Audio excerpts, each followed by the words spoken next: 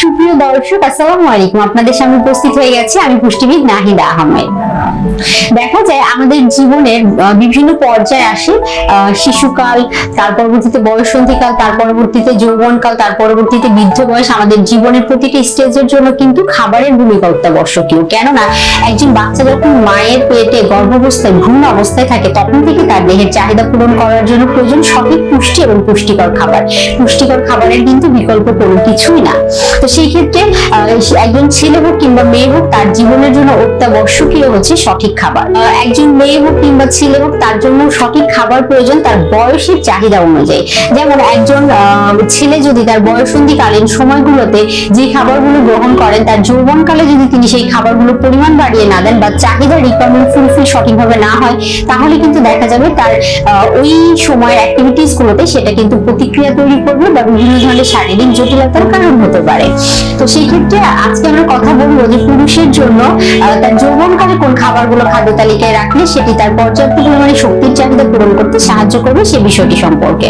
দেহের শক্তি যোগানোর জন্য সব থেকে প্রয়োজন এবং অত্যাবশ্যকীয় উপাদান হচ্ছে প্রোটিন। প্রোটিন জাতীয় খাবার কিন্তু পর্যাপ্ত পরিমাণে থাকতে হবে, সেটি একজন পুরুষের বয়ঃসন্ধিকালীন সময় হোক কিংবা তার যৌবনকালে কিংবা বয়স্ককালে বা তিনি যখন প্রবীণ হয়ে যাবেন সেই সময়। তো শক্তির চাহিদা পূরণ করার জন্য কিন্তু অবশ্যই খাদ্য তালিকায় প্রোটিন, ফার্স্ট ক্লাস প্রোটিন, মাছ, মাংস, ডিম, দুধ, ডাল এগুলো রাখতে হবে। পাশাপাশি দেহের চাহিদা পূরণ করার জন্য বা দেহের পর্যাপ্ত পরিমাণে শক্তির রিকোয়ারমেন্ট ফুলফিল করার জন্য আপনার যৌবনকালের অ্যাক্টিভিটিস গুলো ঠিক রাখার জন্য প্রয়োজন কিন্তু জিঙ্ক সমৃদ্ধ খাবার, যেগুলো আমরা প্রোটিন সমৃদ্ধ খাবার থেকেই পেয়ে যেতে পারি। জিঙ্ক সমৃদ্ধ খাবার পাশাপাশি সেলেনিয়াম এবং আয়রন এই জাতীয় খাবারগুলো কিন্তু দেহকে অ্যাক্টিভ রাখার জন্য, দেহের শক্তি বৃদ্ধি করার জন্য খুব কার্যকর ভূমিকা পালন করে থাকে।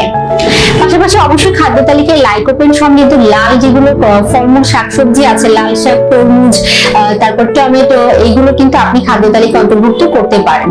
এর পরবর্তীতে বলবো ক্যালসিয়াম এবং ভিটামিন ডি এর কথা। কেননা এই ভিটামিন ডি যেটি আছে সেটি শরীরের জন্য অতিরিক্ত পরিমাণে প্রয়োজন না হলেও এটি কিন্তু আপনাদের অ্যাক্টিভিটিস গুলো ঠিক রাখার জন্য, আপনার দাঁতের গঠন, হাড়ের গঠন ঠিক রাখার জন্য, আপনার ব্লাড সার্কুলেশন ঠিক রাখার জন্য খুব চমৎকার ভাবে অন্যান্য উপাদানের পাশাপাশি এই ভিটামিন ডি কিন্তু কাজ করে থাকে।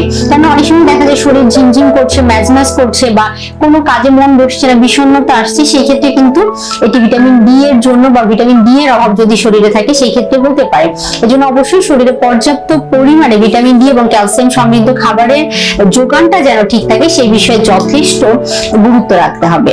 আর অবশ্যই খেয়াল রাখতে হবে দেহের চাহিদা অনুযায়ী আপনি যে খাবারগুলো গ্রহণ করছেন সেই খাবারগুলো কতটুকু কোন সোর্স থেকে আসছে। প্রসেসিং খাবার বা ট্রান্সফার সমৃদ্ধ খাবার যেগুলো আছে সেগুলো কিন্তু শারীরিক জটিলতা তৈরি করতে পারে, সেজন্য চেষ্টা করতে হবে প্রক্রিয়াজাত ছাড়া ন্যাচারাল সোর্স থেকে খাবার গ্রহণ করার জন্য, যেগুলো আপনার শারীরিক জটিলতা তৈরি করবে না, আপনাকে সুস্থ রাখতে সাহায্য করবে, আপনার দেহের রিকোয়ারমেন্ট ফুলফিল করতে সাহায্য করবে।